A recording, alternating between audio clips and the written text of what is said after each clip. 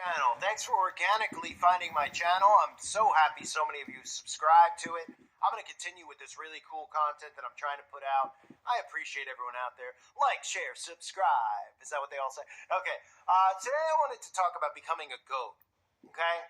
So, I mean, I've heard people try to reference the goat as like a bad thing. Goats are the coolest, okay? I actually do all sorts of activities with goats, some of which I can't name on here. But I do yoga with a goat. So, in other words, I start to do my yoga practice. I put the goat on my head and I walk around the house. I play basketball with goats. Sometimes I play frisbee with them. So, all sorts of stuff. But what we're talking about today isn't that necessarily. It's about becoming the goat. Because don't you know the word goat means the greatest of all time? And don't you want to become the GOAT in your enslavement workplace? I'm going to teach you how today, live on my show. So, while building Blue Light over the last 7 years, this guy says, he's had the opportunity to work with a ton of incredible people, both within our walls and externally. And through that, he's seen some fantastic professionals. Ones that this man has said that maybe haven't grown into their job title yet, but this article is going to help them become the GOATs. Now, if you're looking to morph into a goat, I don't know if you've heard there was a guy who used to live as a goat on a mountain. Yeah, that's right.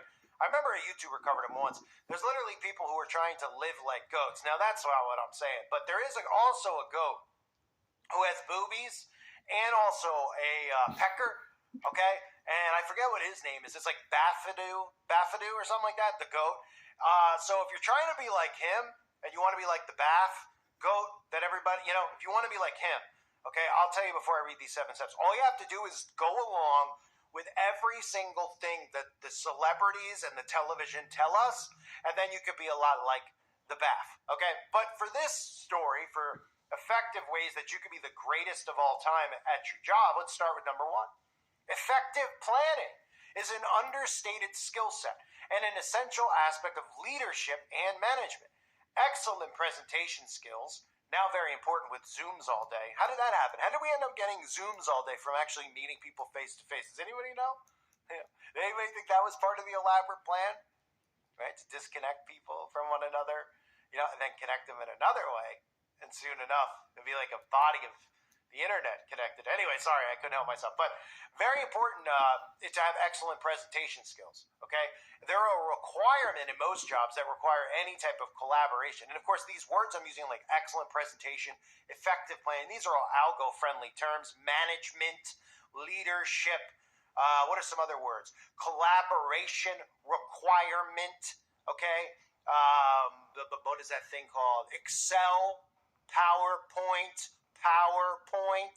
right? These are all great. Okay, number 3. Those who attempt to figure it out before asking for help are greatly valued. Now, boy, I have to agree. Anybody who's figuring it out, what's actually going on, God bless them. I mean, all right, I can't say that word. Those who attempt to figure it out before asking for help are greatly valued. Well, there's not many people figuring it out because they're doing their best to make sure that nobody out there figures out what's happening. Right? They're doing a pretty good job to make sure that nobody out there figures out what's going on in the world. Okay? Really, seriously. So if you are somebody who's figured it out on your own, it's likely that you found this channel because people who find this channel usually have it figured out, of course. Should I say any more? All right, I won't for the algo. In the future, I will, once we get past that, first step here. All right, so people figured out fast-paced environments. Let's be honest, everything is fast-paced these days. Great, that was pointless. So far we have 3 points: effective planning, excellent presentation skills, and those who attempt to figure it out. All completely pointless, but all things that this person is telling us that'll make us goats. Without just telling us all we have to do is really castrate ourselves. That way we become the goat, right? Fields don't mow themselves. Hay bales don't move on their own. And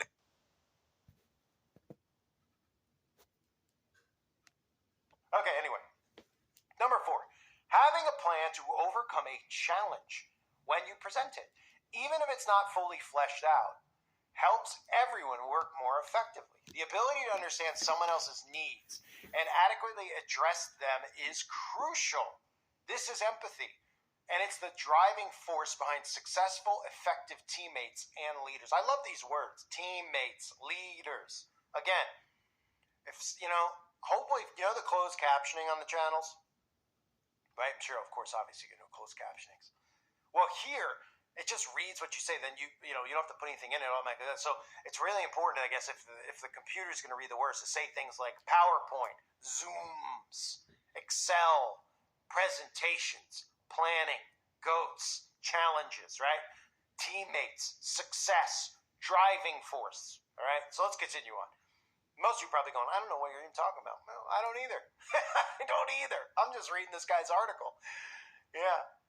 The price you pay for the truth you need to get out. But, hey, if people out there can't figure it out, don't worry. I'll try to help. Okay? Number 6, the ability to anticipate someone else's needs and address them before it becomes a problem. Well, you know what? I've identified, I'm anticipating what's going to happen in the world, and it's going to be great, of course, utopia. So since I'm anticipating it, I'm trying to address the problem before it happens, because it's going to happen because it's scripted, right? So I can agree with number 6. Number 7, loyalty, okay? And that's your word of the day, because everybody who's here is loyal, and I appreciate you. But guess what? I'm loyal too. So I'm right back at you, loyalty, all right? So we all got that in common. So loyalty. He says, I'm not talking about getting your year in so you can add it to your resume. I'm talking about sticking it out with a team through thick and thin. We live in a culture that's so me-focused, we forget how impactful loyal tribes are to our growth and well-being. Tribe, loyal tribes. I know a tribe. A tribe that loves bagels. A tribe that, well, some people I know in those tribes are extremely cheap. Now, do I really know anyone in those tribes? Of course not. I don't associate with any. But I mean, they're cheap. You know, penny pinchers. You know what I mean? Should I say any more? All right. They got cute hats, too. Anyway, all right. We're continuing on here. Okay. Right. Where was it? Sticking it out with them, thick and thin. We live in a culture that's focused on me, well-being. Okay. Okay. Number 8. Have a creative eye and an analytical mind. Okay, so let's start with number 8 here. Creative eye. Now, I love eyes. Do you love eyes? Actually, Singular. Is anybody out there, when your mom takes a picture of you at like a family barbecue, do you put your hand over your eye?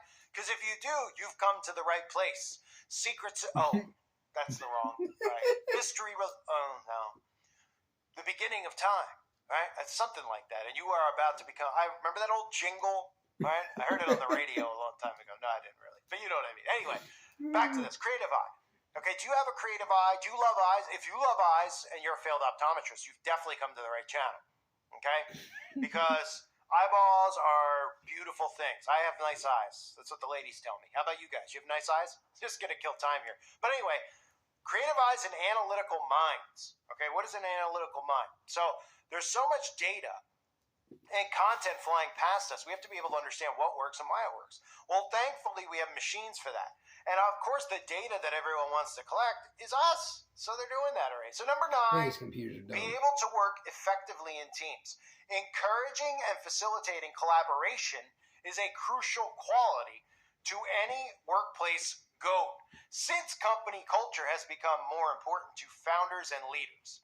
Wow, crazy, right? Number 10, have an optimistic and nurturing attitude. Your attitude will get you a lot further than your skill set can. The ability to execute on ideas.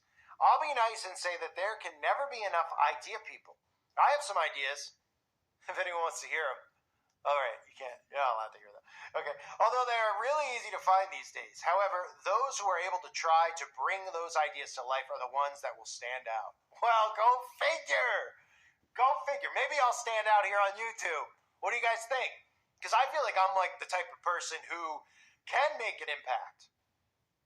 You know, I have new ideas. So the article finishes, I strongly believe that how you interact with other people is far more important than hard skills. From my lens, workplaces are focusing more on culture, and workers are gravitating to companies that promote happy and healthy lifestyles, right? No meat, happy lifestyle, right? Accept and tolerate all. Love wins. Okay, with that in mind, it's important to reflect on some of your intangible strengths and see how they can make an impact in your own career. So this has motivated the crap out of me, everybody, right? To bring these ideas to life that I have, because I do have new ideas, and I'd love to express them here on YouTube, and that's why I believe I could be the next PewDiePie, okay? That's why I believe it, because I have new ideas. So this is, just me talking about becoming a goat. Now, are you a goat? Are you a goat? Do you eat goat cheese while doing goat yoga, while wearing goat jewelry? Because it's all about an acronym, GOAT. Right? That's what it's really about. If you think it's anything more, stop. Goats rule. Goats, goats, goats. Goats for the algo. Goats go, go. Goats eat oats? I don't know. I'm just rhyming as I go. There you go, folks. Their new M&M as well. So, before I lose my mind, I just want to thank everyone for being here. And in the comment section, let me know about what you do to be the goat. What's your favorite goat? Do you like goats that have boobs? Do you like goats that have boobs and a pecker? Do you like goats with just I personally like goats, you know what I mean? Goats with both. Because that's what we're essentially all going to be. That's why we are goats all the time. I can't say any more than that. Thanks, everyone, for being here. What did you think of the video? Thumbs it up. Comment below. Have a great afternoon, evening, morning, whatever time of day it is you're listening to this. Life is grand, isn't it? Love wins. Bye.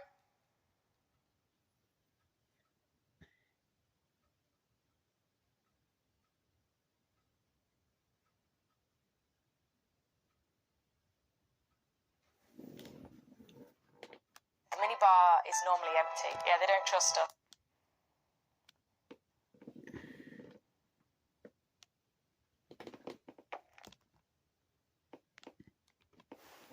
Hey everybody, welcome to my YouTube channel. It's great to see so many people organically finding me because you're looking up a lot of the cool topics that I'm talking about. And this is a real cool one I'm going to talk about today.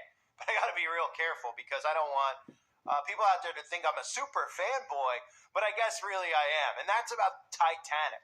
Now, I fell in love with the Titanic because, of course, of Leonardo DiCaprio. Because of the movie. Everybody loves the movie, right? My Heart Will Go On, Celine Dion. By the way, I'm currently wearing some Celine Dion apparel, new. I don't know if you guys have seen the new wardrobing. I'm wearing it. Okay, New World, it says right on my shirt, so that's pretty cool. I think we need to get rid of all the boundaries and all the rules that we have in place about what you can wear, etc.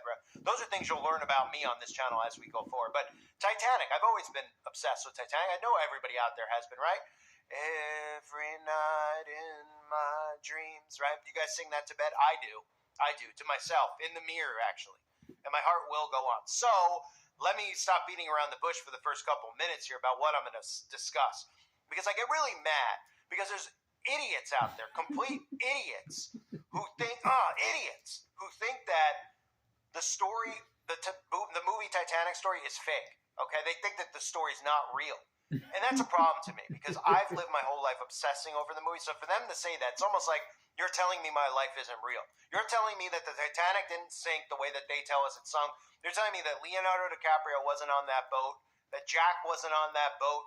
Of course he was. It's a true story. So I want to call out some of these articles and these stories out there that are really, really hateful because they talk about conspiracies that these crazy people online who have nothing better to do, they bring these topics up to try to discredit Leonardo DiCaprio. They bring these up to try to discredit James Cameron, the director, who's made unbelievable films that have that are just wonderful for humanity. Avatar, Terminator. Can you see where we're headed as a society? Oh, sorry, excuse me. I didn't want to speak out of place there. So I'm going to talk to you about some of these crazy things that people have